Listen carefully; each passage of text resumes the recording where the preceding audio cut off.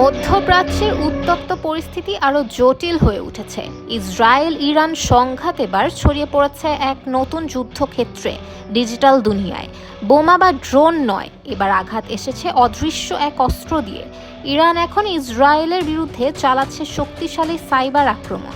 হ্যাকারদের লক্ষ্যে ইসরায়েলের আর্থিক প্রতিষ্ঠান, বিদ্যুৎ সরবরাহ ব্যবস্থা, এমনকি সেনাবাহিনীর নেটওয়ার্কও। প্রতিদিন এসব আক্রমণ ঠেকাতে খরচ হচ্ছে হাজার হাজার মার্কিন ডলার। ইসরায়েলের সরকার একে বলছে নতুন ধরনের হাইব্রিড যুদ্ধ, যেখানে মিসাইল নেই কিন্তু ক্ষতি হচ্ছে কোটি কোটি টাকার।